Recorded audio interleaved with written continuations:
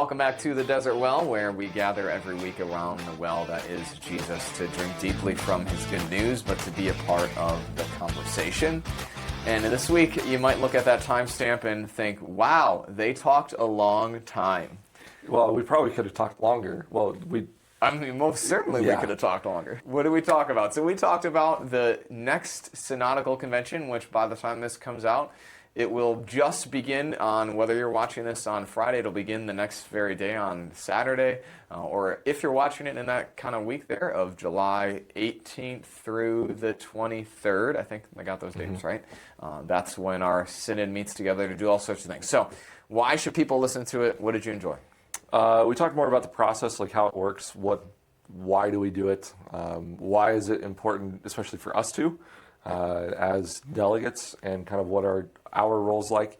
So we talked more about the process and maybe some of the specifics that are going to be going on there. So I think it's important to know and understand how our bigger church body works and is organized. I think that's if you're a person who says, I listen to this to be encouraged or to find inspiration, I'm sorry to disappoint you. This is not going to give you inspiration, but I would challenge you to listen to it because I think it's a helpful reminder that we're part of something so much bigger here as Lutherans, especially as LCMS, Lutheran Church Missouri Synod Lutherans. And so it's a helpful glimpse at that bigger picture and who we are and what we're doing and what are the things we care about and all those sort of things. So even if you're someone who's like, hey, I want to hear how, Jesus helps me live my daily life, you're not going to hear that this week, which I think is okay. Because we don't talk about this all the time. Other than it's the how our church body works together. And right. So, I guess there's some of that. Yeah. But anyway, it's a little different than normal, but I encourage you to stick with it because I think you'll learn at least one, maybe two things about who we are, what we're doing here as a church body too. So thanks for being here this week. Enjoy it as we gather around the well that is Jesus. So today, this will come out on the 17th of July. Mm-hmm. Which is the day that I'm getting on an airplane and flying to I'll be driving Phoenix. Across the southern part of California into Arizona. When will you leave? When will you arrive? I think the admin conference ends at noon, around there. Mm-hmm. So you'll get there like 4. It's like 4.5 hour drive. Okay. So I'll probably get in by the time I get checked out, get to the truck, get to get gas and whatnot. I'll probably get there between 5 and 5:30. Right. And I think I'm going to, I think my flight gets in at like 7 or 8. Oh, okay. Well, it's I don't need to be there early because nothing is happening on Friday. And so it's just... There's some floor committee meetings, but they're all closed. Yeah, they're all closed. The open stuff all starts on Saturday morning. I guess we should say, why are we going to Phoenix? Well, I mean, that's the segue. So the real question is, why would anyone go to Phoenix in the middle of July? Because we are crazy. So we're going, we are both going, which is, I think, actually really unique. I don't know, last week, I never expected to go to convention. Nor did I. Yet alone go in some, I guess we're not going together, but with you also going. Yeah, because we're going for different reasons. Right.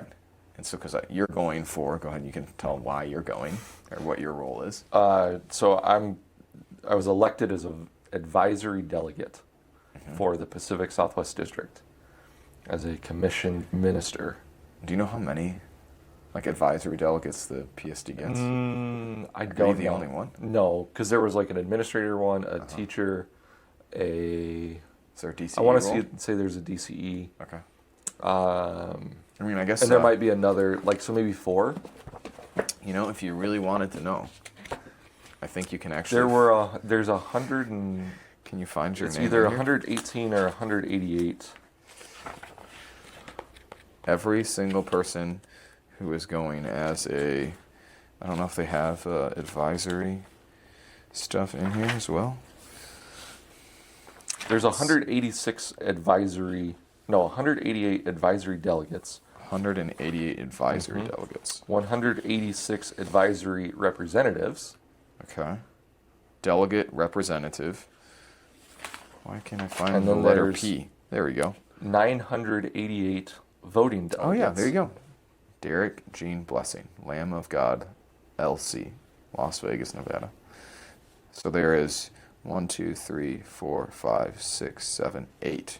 There are 8 advisory commission delegates from the PSD that are going. That looks like almost one of the most out of some of these other districts. Yeah, so how I was elected, we had to be nominated first, and somebody nominated me for it. Mm-hmm. Was it you? No, no. I have no idea. It might have been. I'm mysterious. It might have been Nicole. She likes to nominate us for things. That's true. So She's good Nicole, at if that. it was you, thank you. And then the district took those nominees, put them on a ballot based on their category, and then sent it out to the district in their weekly I was going newsletter. to ask how you got elected. And then so it was Someone just open someone for like voted for two weeks. I don't know how long it was open.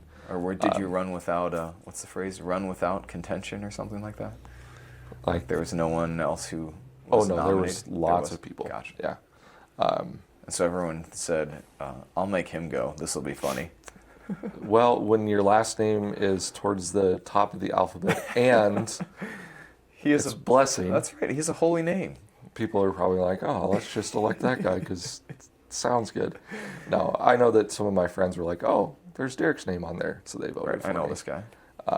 He's not crazy. Yeah, and there's some really good ones on there too. I was not expecting to get elected. And you were, I think you said you were not elected as a principal, but you were elected as a teacher? Yeah, Remember I you think they saying put me in something like the teacher category Right. by mistake. So Weird. Well, there you go. I was like, oh, whatever. Because it doesn't really matter, like, from the convention aspect. No, I don't think. no.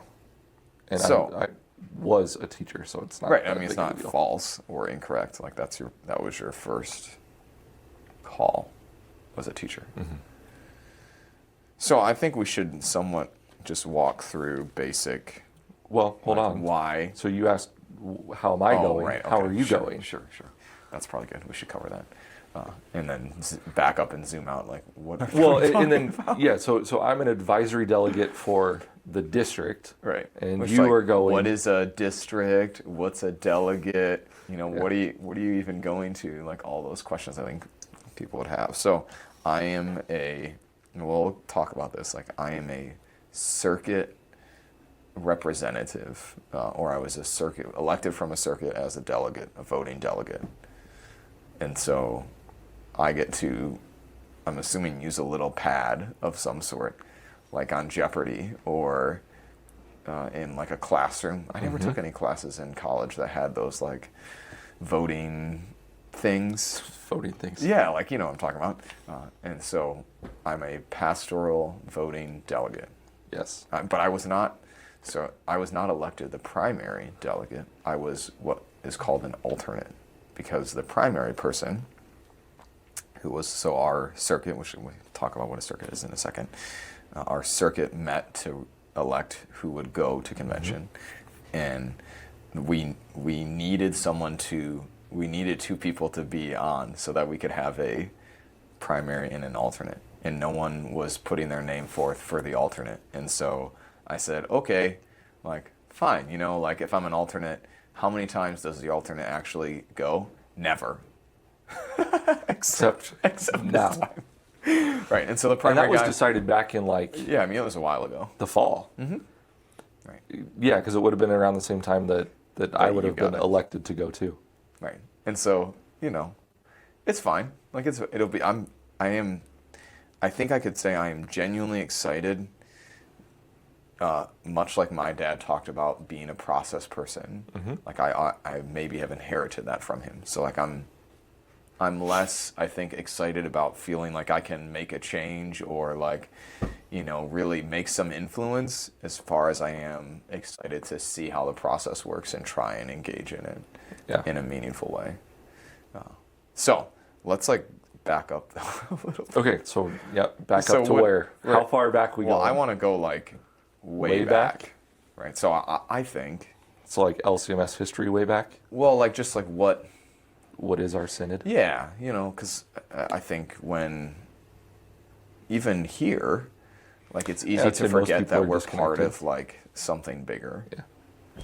Right? And Yeah, and when I say disconnected, I don't mean like in a negative way. Just Yeah, yeah. disconnected in the fact that if you're not involved in the bigger church picture, right, then you just don't have much of a knowledge of it. Right. And I would say I didn't have much of a knowledge of it until I went to Concordia, and then you start hearing about a little bit more of the politics. You start seeing some of the LCMS bigwigs on campus, and everyone's like, "Oh, so and so's here today," and you're like, "Who's that?" yeah, right. Who's here?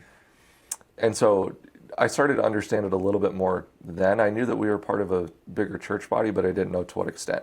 Like I didn't know that there at the time were 9 different Concordias until I got to Concordia, Nebraska. Right. And then it's like, oh, wow, there's a lot more to the Lutheran Church Missouri Synod than what I thought. Oh, for sure. So our synod means what? It's supposed to mean walking together, Yes. right? Is what I was reading a little bit. I forget what the actual name is. So, like, our original organization was the Wisconsin German Evangelical Synod with Ohio something. Like, it's a really weird name. And then somewhere along the way, we adopted the name the Lutheran Church Missouri Synod. Right. And at least some of the most recent data we round up to 2 million is what most things I read. And so we're under 2 million. Yeah, it's like members, between 1.7 and 1.8, somewhere Right. in there. But usually people say, oh, we're about 2 million, which that's a healthy round, just the 200,000 people round up. So we're about 1.7, 2 million people. And that's mostly across the United States. We would say there are people that we believe the same things with along the whole entire country, along the world, the continent, stuff like that. And we're organized, so every church body is organized in different ways. We're organized into districts. So I had to do this, I'm looking down at my notes because I don't know this off the top of my head. We're organized into 35 districts. And all of those districts have a geographic Except location, except for 2. There's the English district and what's the other one? The SCLC, I think, is the Okay. the other. So the English district is like the one that covers, I think, is it the continental U.S. that of the churches that don't fall into one of the other districts? I don't know how that works, but And there's some history like of how those churches became part of the LCMS too that I don't know. Someone can write a note or comment below. I have the official title. Go ahead. The German Evangelical Lutheran Synod of Missouri, Ohio, and other states. That's great. And that's like kind of, it falls into like where some of the earliest like German Lutheran settlements were, you know, so like they came first to Perry County, Missouri, and that's kind of where we trace the roots back to, was there. Right. So in those districts, right, each district has a district president, but then within the districts are what are called circuits, right? And I couldn't, so it's interesting, I was trying to like Google how many circuits are there in the LCMS, and I couldn't find like an official number. What it sort of gave me was, well, each district organizes their own circuits, even though there are general rules. So I learned this as well, that according to Synod bylaws, which were, for some people, this is probably like so boring, but it's helpful like to know why all of this matters. Yep. So that's backstory. Hang in there. So a circuit is supposed to be a collection of somewhere between 7 and 20 congregations. Yep, sounds about right. 7 and 20 congregations with a total membership, communicant membership of 1,500, so 1,500 to 10,000 people. And so like in Las Vegas, there are 2 circuits, the north, like a more northern Las Vegas circuit, and then a more southern one. Really? Mm-hmm. So like we're not in the same circuit as Faith. Really? Correct. So I didn't even know that. So like when we, I So like Faith, I forget, Henderson, the Henderson LCMS Church there. I'm forgetting the names off the top of my head. Grace, yeah, like they're with Faith in their circuit. But like we're with Mountain View. We're also with the church that's up the road, northwest. Pahrump? Pahrump is that way, yeah. Is the other way? Is northwest? Yeah, across the mountains. Right, yeah, so like we're with Pahrump, is in our circuit. And I forget. we with Mesquite too? I think so. Or Mesquite, Moapa Valley area? I think. So like those are ours. And so we've had some interesting, supposedly, conversations with, in our circuit meetings about like, I think technically we might not qualify to be two separate circuits because we just said 7 to 20 congregations? There might be 7, but I think it's the membership that is hard for us to reach. The 1,500? Yeah. Like between, we have, 500? And if Mountain View, I don't know how many members they have, but we're probably the two biggest in our circuit. Let's call it 500. Let's round it up. And so like, but you don't think that there's those other churches don't have enough in that way. So anyway, there's been talk about like consolidating, but then there's weird, because then that means we get 2 less delegates, which is a great transition into. So every 3 years, our church body, we're walking together, comes together for a synodical convention. Correct. And it's exactly as I've understood it. It is exactly as like. So member here is a union president with an airline, and he was at like a union convention, and I was telling him about this, and he's like, yeah, that's exactly how ours works too. Yep. And so it's exactly how you might think. And so every 3 years, people come together, we make decisions together as a church body, debate about things, et cetera, et cetera. And so why you need to know about a circuit is that every circuit gets 1 lay and 1 pastoral voting person. And so it's somewhat, and this is where I will display my lack of United States politics history. It's like the House of Representatives, right? No, it's more like the Senate. The Senate, okay. Yeah. Right. So if you look People at are now looking down upon me, and that's okay. Yeah, I mean, it's like if you look at every circuit as kind of like its own state. Yes. In a way. You get 2 representatives, 2 delegates that get to go and vote. Right. Okay. Thank you. Yeah. So I'm glad you're here because I'm one of those bad Americans that probably could not pass the citizenship Numbers test. wise, though, it's more like the House, right? Like in the grand, correct. There's more voters, right, in this than would be in the actual like House of Representatives or the Senate. But it's very unicameral, right? There's no like Senate. I'm sorry, what word did you just use? Unicameral. Yeah. So one of the only reasons I know this, though, I can guarantee you, I'm not the only one who just said, "Is that a made-up word?" Like they do that on this thing, right? But it's not. So it's not. So unicameral means that there's only like one House or 1 Senate. There's not both.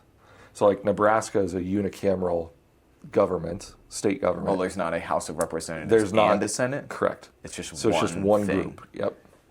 Unicameral. Unicameral. Unicameral. Unicameral. Sure. Wow. Yeah. I feel like I need to drop that word sometime just to like sound really smart. She's like, oh yeah, we're a unicameral voting body here. Because that's essentially what it is. Yeah. Anyways.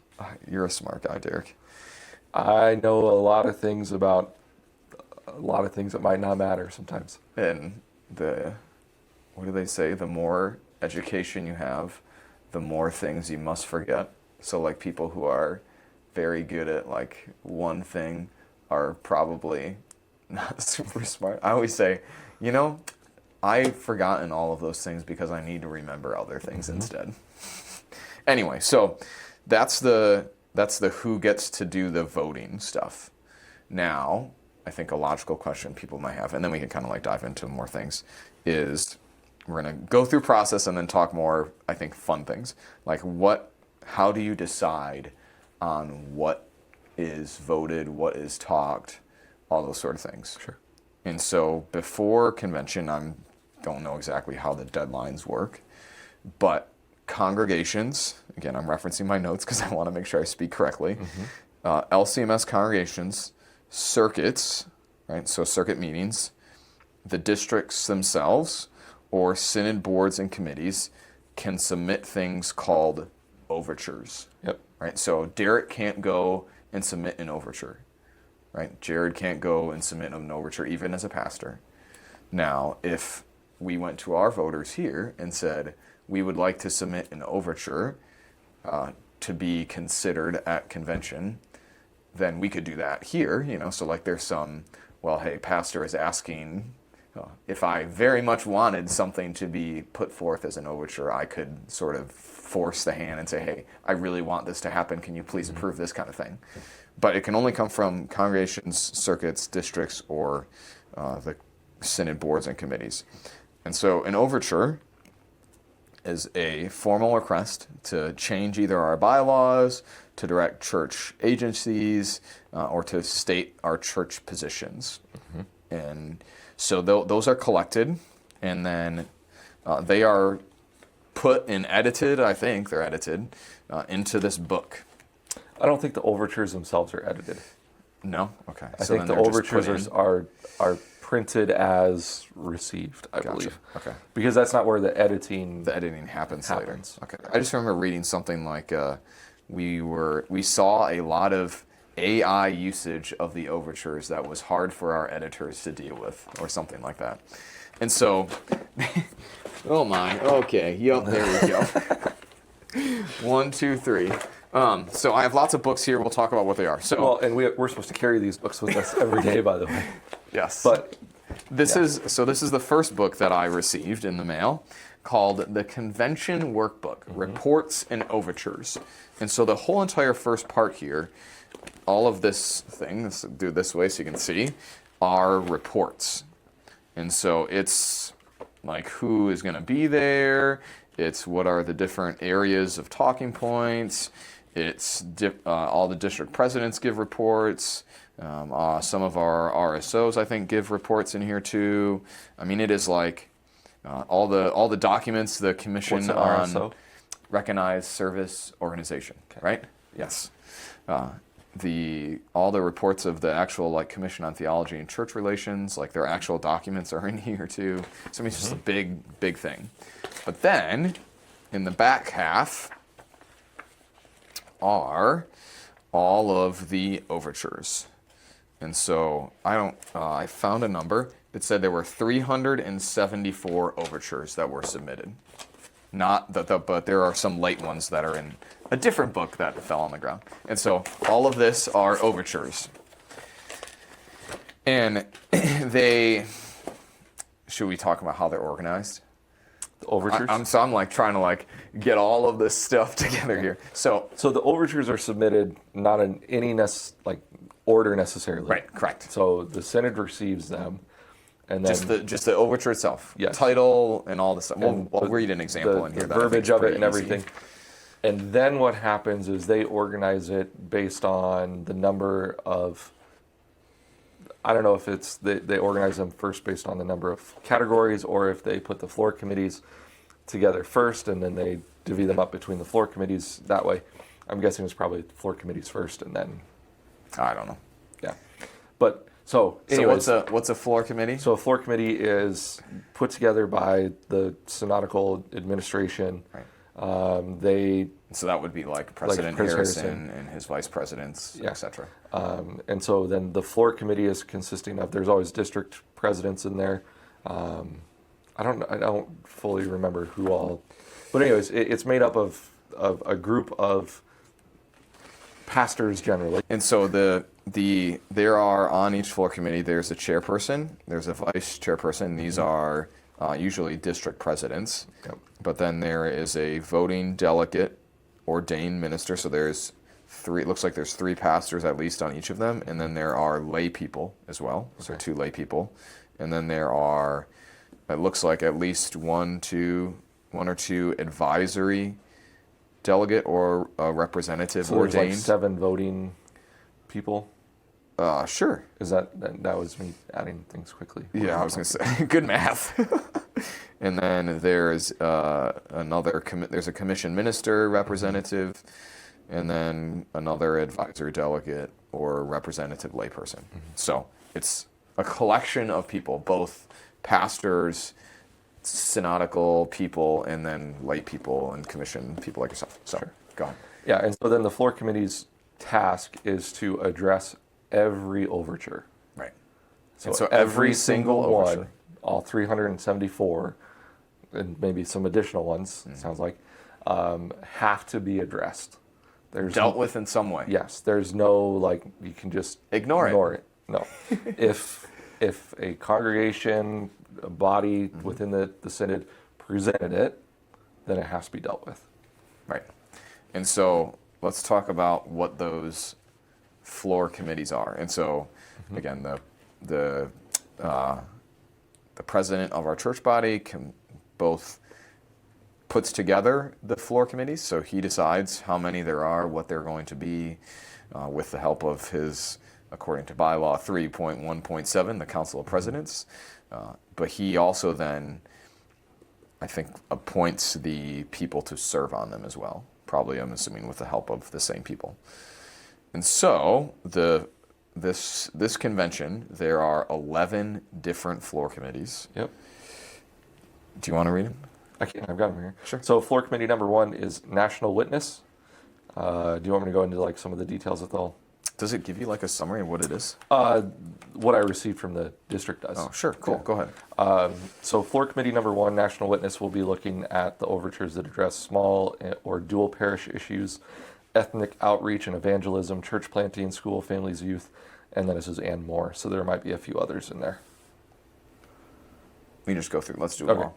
Okay. Floor committee number 2, International Witness. So addresses overtures that deal with missionaries, international mission efforts, use of foros, F-O-R-O-S, international schools, ministry to the armed forces. Floor committee number 3 is Mercy. So international and national mercy efforts, life ministries, mental health issues, specialized pastoral ministry, and this is example, chaplains.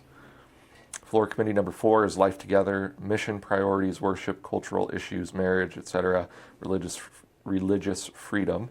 Floor committee number 5, theology and church relations, so synod positions, doctrinal matters, heterodox tract or mission society, cooperation and externals, relationship to emerging or sister church bodies. Number 6, pastoral ministry and seminary, so pastoral formation, routes to ministry, specific ministry pastor or the SMP, and faculty prior approval. Floor committee number 7, university education, Lutheran identity, governance and administration, Concordia University system, commission colloquy matters. 8 is finance, so student indebtedness, synod financial oversight, funding, synod programs, review and footnote every resolution with annual or project cost. Number 9, structure and administration, structure and governance of synod entities and agencies, amending bylaws or constitutions, district structure, relationship and role in synod. 10, ecclesiastical supervision and dispute resolution, so dispute resolution process, expulsion process, reconcilers and best practices. And 11 is registration, credentials, and elections. Conduct 68 elections at the 2026 convention, responsible for oversight of the registration and credential process at convention and the voting system, and then provide daily registration reports to the assembly. That's a lot. That is a lot. And so all of these things will be, well, we need to back up. So now what does the floor committee do? So like if we're looking at, say, well, let's read an overture. Yeah. Do you want to choose one from something that's non-contentious first? Yep. Okay. So I've got one. Perfect. I was flipping through one. So this is under the finance overtures, and it is an overture from. Where did it go? Here we go. The overture is from the Minnesota North District. Right. So the district from the Minnesota North District. Overture 810. To open access to Lutheran Confessions is the title. And so each of the overtures usually follows this pattern of whereas, and then resolved. So, I mean, I guess I can read a little bit of the whereas. It's not super long.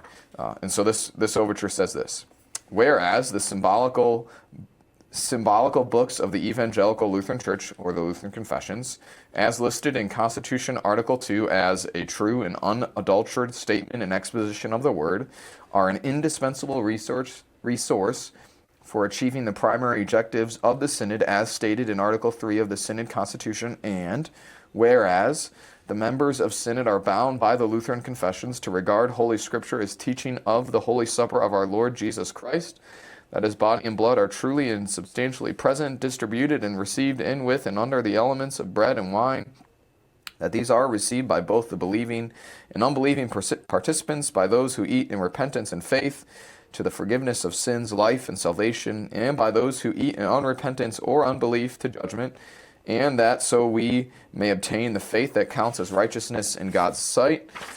The preaching office is instituted by our Lord to administer gospel and sacraments with those filling it, thus having grace, responsibility for the souls in their care. And whereas Concordia Publishing House, CPH, the official publishing house of the Synod, in 2006 published the symbolical books of the Evangelical Lutheran Church under the title Concordia, the Lutheran Confessions, a reader's edition of the Book of Concord, second edition, reader's edition. And whereas the reader's edition is currently restricted by copyright and licensing, removing the current restrictions would greatly assist the Synod in achieving its primary objectives. Therefore, be it resolved. So now we're getting to the, what do they want us to do? Right? It's sort of the, why all of this matters, what's kind of like your basis for what you're about to claim, that kind of thing.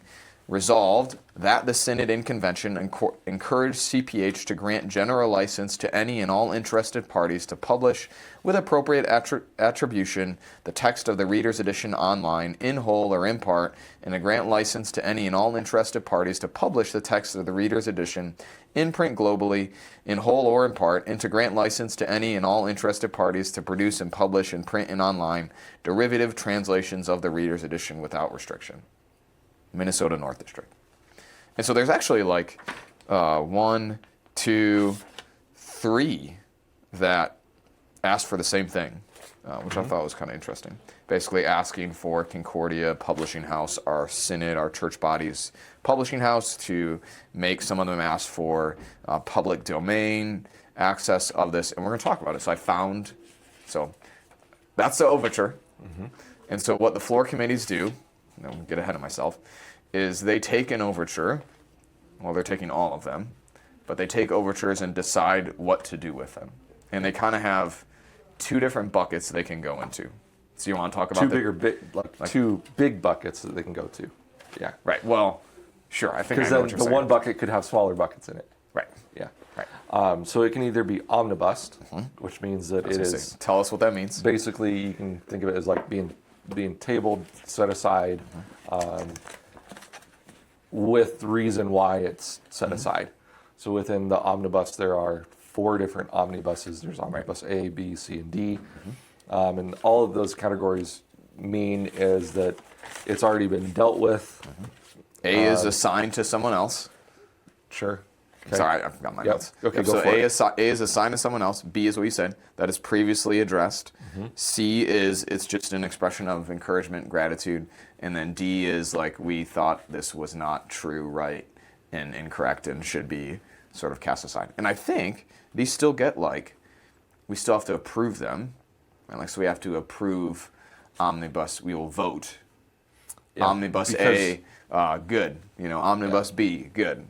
Because they still have to be dealt with. And it can still be pulled out of omnibus. Right. Someone could say, I disagree, this is very important to me, please pull it out. And so and then I'm sure we probably have to vote on that as well to pull it out. Sure. So just because something has been set aside and been determined for one of those reasons that it should not be voted on by the floor or by the General Assembly, we should call it that, I guess. Right. Doesn't mean that it's just dead. It's just done. Sure. Most of them will just be done and are considered to be addressed in that way. Right. But it can be pulled out of omnibus back to the floor to the General Assembly. And so that's one of them. But then what's the other way? So the other one is what else can happen to a overture? is it can be there can be a true like resolution that's written to be presented, and then that resolution is written by the floor committees to be presented to the General Assembly at the convention. Yes, and then those are the things that are like what will be voted on. The bigger items that need to be addressed by the assembly. Right. And so this was our sort of review, right? So this is our reports and overtures. So all the overtures are in here. This was a book I just got last week. I think it was last week. It felt like really late because Pastor Clinton had sent, Pastor Clinton had sent us the like PDF version.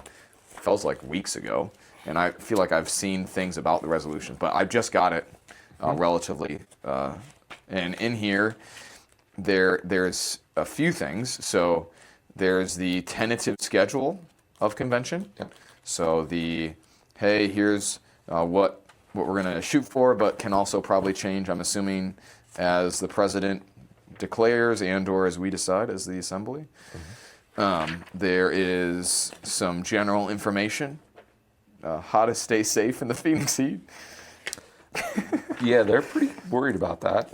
I mean, it's gonna be hot. Let me say this: there are some people who are very worried about it. There's some forms in here, so because there's so much voting that can happen, there are some people that if their name was in a previous list, they could be nominated from the floor. So not anybody, but for some positions, you could be sort of put back on the ballot. There's information about those floor committees. So the Saturday before it starts, so convention technically starts Sunday, right? Or is it Saturday night? Starts Saturday night, I think you're right, with a delegate meal, something like that. Yes, delegate dinner is at 5, and then the opening divine service is at 7:30 Saturday night. Yeah, but Saturday morning from 8:30 to noon, there are the open hearings for floor committees. So it's not technically the start, but it's like you can go and ask the people on the committee how, why. Yeah, and so nothing that the floor committee puts to resolution has to stay that way. Right. And well, that's the whole point of what we're going to do. Correct. And so me as an advisory delegate, I don't get to vote, right? But I can attend the open floor committee meetings, and I can cue in to go speak at a microphone. Right, and I can say, I don't think that we shouldn't tell CPH to make that open source. Right, or like one of the overtures that I was just reading too from the first one was about like praying for our international schools. Sure. Right, and I could go in and I could be like, no, I don't think we should pray for our international schools, and here's why. They don't need God. That was sarcasm. Yeah. Just to be very clear. If anything, I would go vote and voice my opinion and be like, no, we should be praying for our international schools. So this should be show your support. Yeah, absolutely. But anyways, that's just an example, right? So that's what the open floor committee meetings or hearings are. So those tells you where they are, day. Yep, right, and when they are in the morning. All day all morning on Saturday. 8:30 to 10, 8:30 to noon. Yep. And then they go into closed meetings if necessary to rework some of the resolutions and things. And then we have orientation for an hour and a half. Yep. And then the actual convention begins. So yeah, Saturday evening is where the opening ceremonies take place. And that's July 18th. Yep. And then convention goes from Saturday night through Thursday, July 23rd at noon. And you are, I don't know if the word is required, but you are required to stay until through that time. Especially if you are a delegate. Voting delegate, right. Even advisory. Even advisory too, I'm sure, right. And so every day it starts at 8 and ends at 6. Every day, 8 to 6. It looks like we get about an hour and a half for lunch. But it actually begins earlier than 8 o'clock. Right, for us it does. So I'm sure most everybody too. So most districts, I would assume. I would hope so. Come together and talk because we as a district, we all kind of want the same things, right? Because we're the ones who are living closer together, right. Geographically. And so our ministries are going to reflect one another probably more so than the greater Greater Synod. But we, so you and me, have a mandatory 6:30 breakfast. That's right. There'll be coffee. Every day except for the last day, Thursday. Except for Thursday? Yep. Okay. So we will be going from 6:30 a.m. until 6 p.m. But then all the fun stuff is at Every day. night. Yeah, and then We're gonna go to a baseball game on your birthday. we are.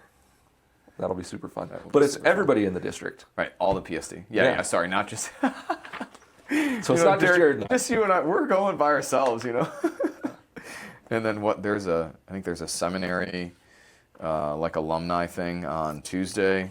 Like there are things going on all the time.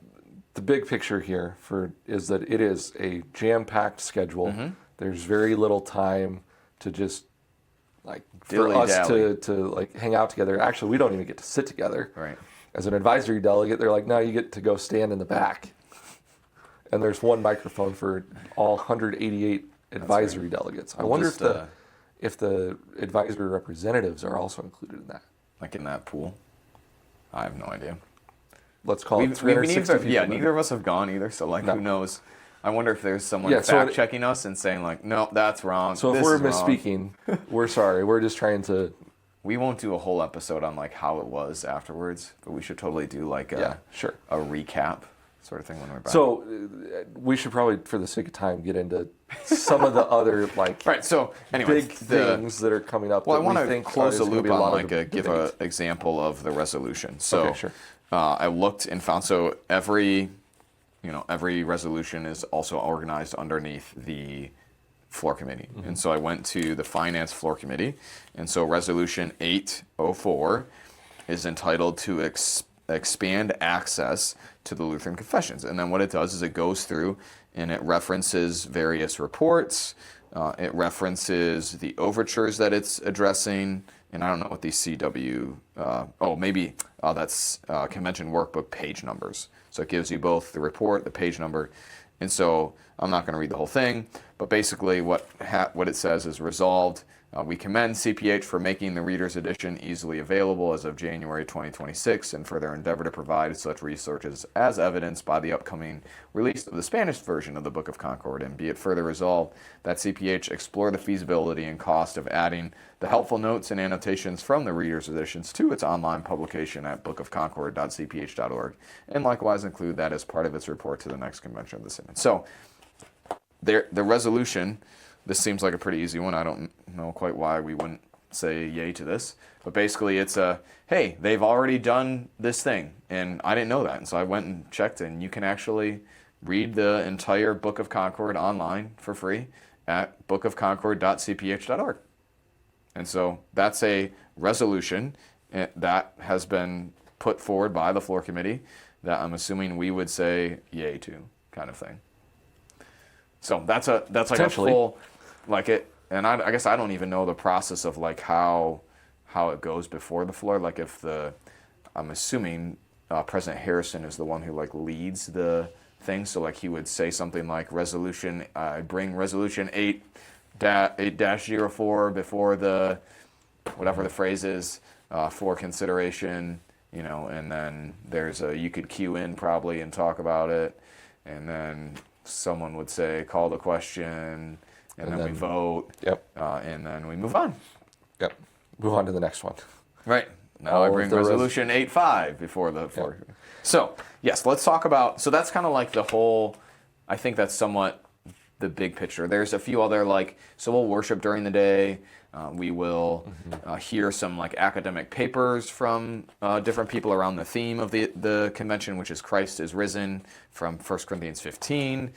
But let's talk about some of the things that we think will be, I don't know, call them highly debated. Yes. You want to go first? Jinx. You can go first if you want. I'll follow behind you.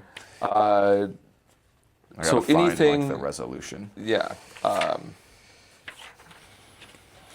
Most of the national witness stuff, the international witness stuff, the mercy stuff, and the life together will probably be not highly debated.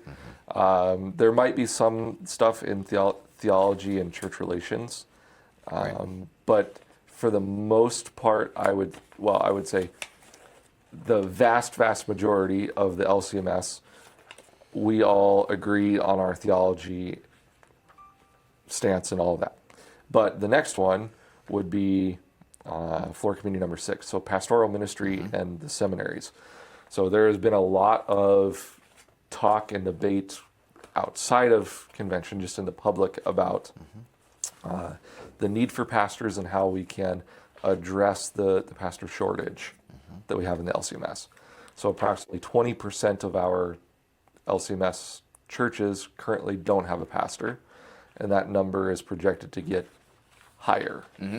Right. You think about like the boomer generation that Is retiring. and was part of the like great American Christendom generation, if you will. Yeah. And so there's been a lot of discussion on, can we as a synod do things maybe in a different way, not necessarily different training per se, educational quality, etc., but maybe we can do something in a different way. And so there are a bunch of resolutions that were submitted based on that, and around the S&P program. So how can we form pastors, and how can we also address the shortage of the pastors? But not only that, but how can we also care for pastors who might be bivocational, etc. Right. So there's lots of things in that floor committee number 6. A whole bunch. So that I think that one's going to be. I have no idea what to expect for that. And I probably should go through and read all of these in detail. So and I think it's helpful to like hear like why this matters too. So there's no, like, the Bible does not say you must, like, to become a pastor, you must do this, right? That's not, there's no mandate in that way. Our confessions talk about how no one should administer the sacraments or preach unless they have been rightly called. And so it's sort of what does that phrase mean? Yeah. Right? What does a rightly called person look like? And that's the part that we'll wrestle with and people wrestle with, because, again, I try and see and hear both sides, right? That on one hand, people want to maintain the rigor of education. I mean, think about it. Like, I went to undergrad for 4 years and then did another 4 years. And left with a master's. And not even a real master's, like a practical master's, which, like, on the scale of advanced degrees, it's like a PhD doctorate, and then an academic master's. Then you can have like a practical doctorate, and then there's the practical master's. So like a person who gets a DMin, as I understand it, is thought of as less academically high on the scale than like a person who got a academic master's. Because like for an academic master's, if I went to get my STM, which I think stands for a Master's of Sacred Theology, you have to know 3 languages. Right. Yeah, Greek, Hebrew, and then usually people learn. Well, do you have to do that, or is it just for doctorate? I think it's doctorate. You have to have 3 languages. But you have to write like an advanced paper. So like I didn't write a 150-page paper on something to get my degree. Anyway, so there's some people who really want to maintain that, and I think that's probably good, right? All those sort of things. Yeah, and I don't think that.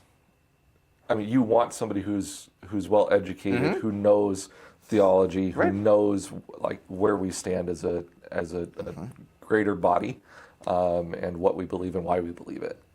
Right, because as Dr. Bierman, who was in the race for president, he was always very fond of saying, theology drives practice, not the other way around, right? So what we do shouldn't tell us what we believe.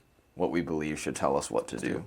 And so it's why, they spend so much time teaching in classes, not necessarily the like practical, how do you lead a board and committee, right? How do you lead your board of lay leaders, your board of directors, whatever everything is. And they spend more time on like what does it mean to think like a Lutheran? What does it mean to think like this? How do you read the scriptures? And so there's people who, want that, and I would say I think most people in our church body still want that. But then the problem becomes like, hey, like my dad, I think he might, because of his age, I think he might have a little bit of a different, they would call it an alternate route. But, think of people who are second career. So there's a guy in the residential program who was a lawyer. He was a lawyer before he came to the seminary, but like married and had 2-3 kids and like packed up his family from Michigan and like, wasn't working obviously because he's a full-time student. And so they're making extreme sacrifices to come and to do this thing. And for some people, A, that's not feasible, but B, also it's just kind of a big ask for them. Like they physically can't do it maybe, or it's just a, hey, is there a way to do this? Yeah, and I think geographically that Right. is a little bit even more different. So if you're in the more Midwest, it's still a big move, but it's very different if you live, say, on one of the coasts, because both of our seminaries are very central. Missouri, St. Louis, Missouri, and Fort Wayne, Indiana. And so, like, if I use myself as an example, right, we would pick up and move from Las Vegas to go to the seminary to be in, so we'd be in St. Louis, and I would not work because I'd be a full-time Well, you might student, have like a side job, student job where you're making like $10 an hour. or you might work at like a restaurant or something on the weekend, Make tips or whatever. But financially, my wife would be the one who would have to provide for me, for her, and for my son. Right. And so, yes, that would be a very large sacrifice. Right. And so then the questions and things that people are wrestling with is how do we provide alternate routes in a way that still honors teaching, Keeps the academic rigor. Right. Like we're still interested in forming pastors. And that's where there's a whole bunch of different opinions. Some people want, well, it doesn't matter. There shouldn't be anything but this, or if you're not willing to do this, then sorry, kind of thing. But then there's some people who, maybe are so far the other way, like anyone should be able to become a pastor if they want to, and there should be as few of hurdles as possible. And you can, at least from my perspective, I can appreciate both. Like I think 2 weeks ago when I wasn't here and we didn't have communion, I think that people realize like, oh, like it's good to have a pastor, and it'll happen again when I'm this weekend after you listen to this. Like we're not having communion because I'm not there, and it's one continuous act, right? So we're not Catholic. It's not a consecrate it, put it in a fridge, and then pull it out and whatever. It's a whole thing. And so there are people who, week after week, either don't have a pastor, aren't getting the word, and haven't had for years. Yeah, like there's multiple stories of congregations not having a pastor for 3 years or more. Right. And granted, I think that those are probably far fewer. But still, like even here, we went a year and a half essentially. That's so short. Actually, it was about a year. Like that's so short. Yeah. So we were very blessed. I think for the sake of time, though, we should probably. Sure. How long have we been going? I have no idea, but probably about an hour already. There's so many people are gonna be like, "That was awful. I hated every moment." So maybe is there any other ones you think that are gonna be? Yeah. So number 7. Okay. Sure. University education. There's going to be some contention, some debate because of the most recent closing of Ann Arbor. Although I do think that there is some work, some conversations that have just happened that will maybe lessen that around the Ann Arbor discussion. But then also, this includes how much oversight and how involved is the Synod in the Concordia University system. And should they be involved for various reasons if there's litigation and things that come about. So it's one of those that there could potentially be more debate on it because of the governance and administration of the CUS system. I feel like we should like read some of the titles to some of these just so that people get an idea. So like in 7, the resolutions are to commend the Concordia University system. There's a couple about like changing bylaws, and so that's a sort of the process stuff. To clarify prior approval protocols for university theological faculties, which is a very interesting topic. Basically, like hey, if you're going to teach there, how do you be approved to be eligible? Right. And so it's not as simple as like just applying. Or even being called to it. Right. Someone has to approve your role or your ability to be considered for a thing. And so clarifying that, clarifying private approval protocols for university presidential candidates. So the same thing, but just for the presidents of those universities. To encourage university worship practice that forms students to be faithful to the scriptures and Lutheran Confessions. To clarify Lutheran identity in connection with Concordia Universities, to study Synod-wide corporate status of Concordia Universities, and to give thanks for work and ministry of Concordia University Ann Arbor, and to respectfully decline Overture. So there's a couple there that they are declining with a reason for. And I don't think it will be as maybe debated, just simply because I think some of the more highly debatable overtures were kind of set aside for now. And I believe... Well, none of them were set aside. They were dealt with other places. Like omnibused into we need more time to look at this, more time to do our research. And so I think that some of those bigger items that could have been very highly debated won't necessarily be. But there's still a lot in here that I do believe will be some... Which one, do you know which one was the one that, so like even, we have President Bernard Bull from Concordia, Nebraska, who was voicing his, like, I don't think this is a good idea. Yeah, it was... Do you remember what the resolution number was? I don't remember the resolution number. So, and I don't remember enough off the top of my head to... Like, these are, and these are the sort of things, like, though you have to, it's hard for me sometimes to see these things, so I listen to other voices right around me where like say, hey, he's the president of the university, and by and large, I'm assuming I trust him in his role of authority. If he's telling me that like that if this he's is a bad disappointed idea with it, or that he's happy with it, then I can take that into consideration when I'm voting. Yeah. So anything else about resolutions? No, other than I think the only other one that might be somewhat highly debated would be the election of the other officials and things. Yep, and so that's what the other book that I have here is. Yep.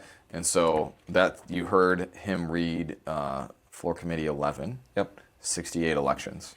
And so these are we've already done the presidential one, that's the one that happens beforehand. Yep. But then we also need to elect a lot of other things. So first vice president, regional vice presidents, stuff like that.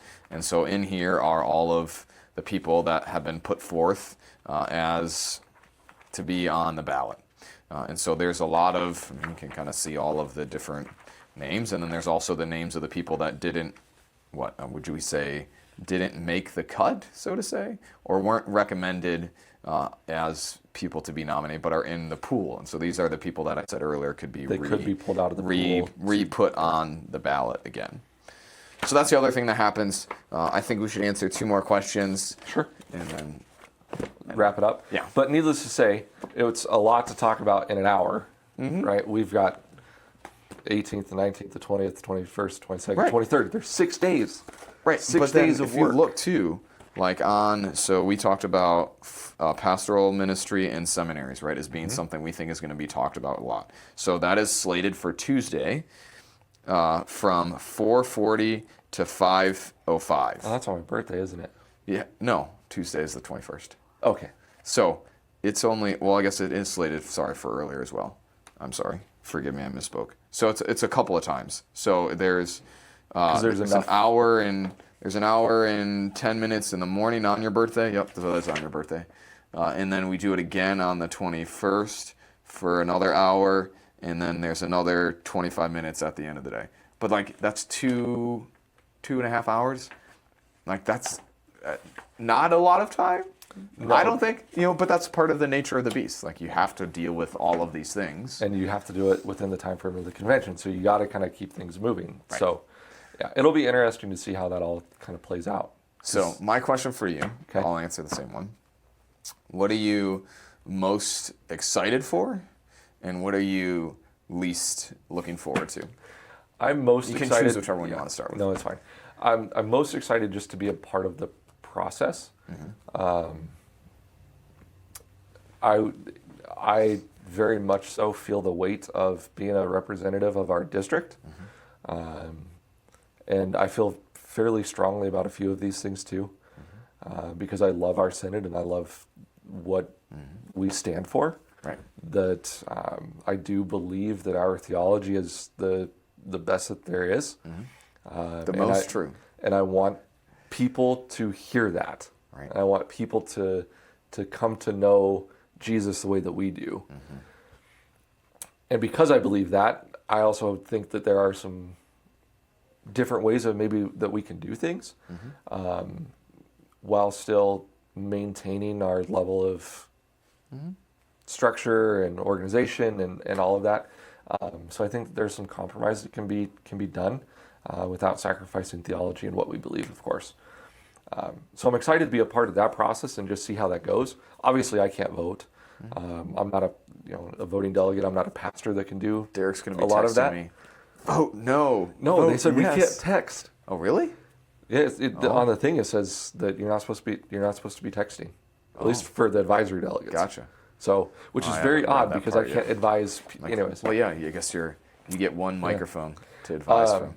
the thing that I'm not overly excited about is the politicking. I understand it has to happen because it's a process. That's how thing. it works. Well, it's the problem when you mirror your church polity after a political system. Yeah, and I'm not excited for the arguing that I anticipate. Sure. The us versus them. The And we're the we're pointing not fingers together. and the you don't believe the same thing that I believe, because I don't think that a lot of that is necessarily true. At least from my perspective, we agree on far more than we disagree, and we agree on the things that are most important, Paramount, so to say. Yes. So that's not what I'm excited for. Right. But at the same time, I do kind of enjoy that, so it's like a weird thing. I want to see it play out, but I also don't want to see it because it's not necessarily a fun process. Sure. So I'll go backwards. I also don't. I'm nervous because I've talked to a few people that have gone before and have. I don't know if jaded is the right word, but like it's very much warped their perspective of our church body, and I guess I'm not nervous that that's going to happen to me, but just like a similar, I don't like, have you done the personality test that makes you like a bird? I forget what it's called. It's called the DISC. And so there's a bunch of different birds that assign to your personality. So I am a owl and a winged dove. And so an owl is like the intellectual thinking, that type of person. And then the dove is the peacemaker. And so I don't like when people disagree. And so I'm going to be very uncomfortable, like, come on, can't we just all be together and love each other? Like, that sort of thing. So I'm not excited for that. But I am, like the reason why, if anyone is still listening to this, why I thought it was good for us to talk about this is because it matters. It absolutely matters. Right. And I think I can say I've grown a lot in that. Like I think you could have classified me as a process, government, like synodical stuff like this, like, it doesn't matter, it doesn't affect me kind of thing.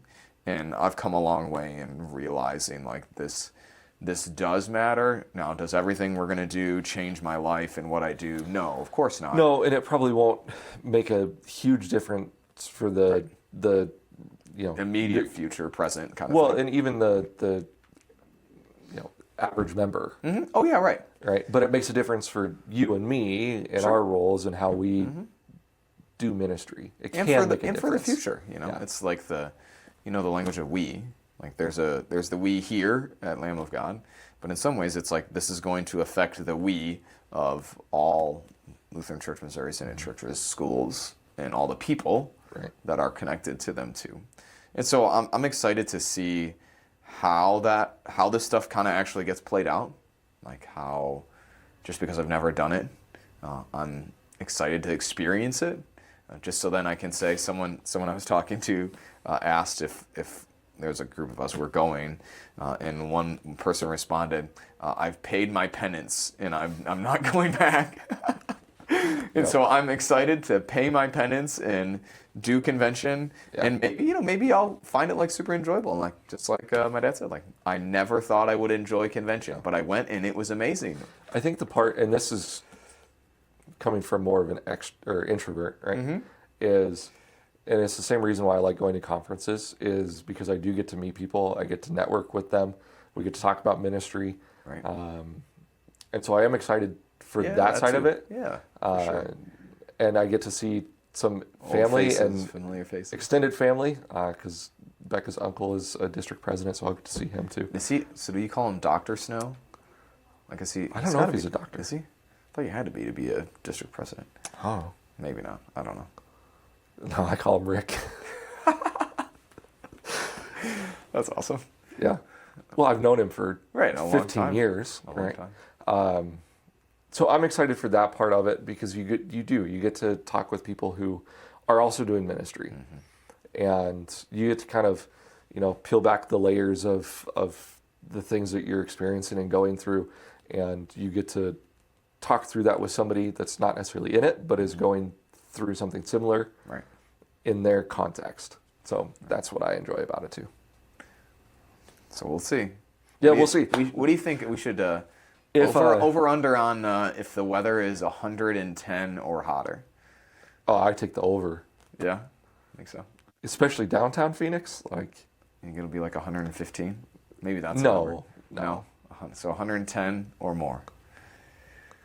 Yep. But we have a close hotel, so. Right? We're very close. Very close. I don't know how far. I haven't looked how far away it is. I don't either. Cool. Well, I guess we'll see. So if we come back on the 24th and we're just like... Yeah, sometime that week I have to write a sermon. I don't know how, but sometime I will write a sermon. I guess I have a Friday. I'll come into the office I've got one day to get ready for the teachers to come back, so that'll be fun. Yeah. But I'm looking forward to it. It'll be an experience. It will.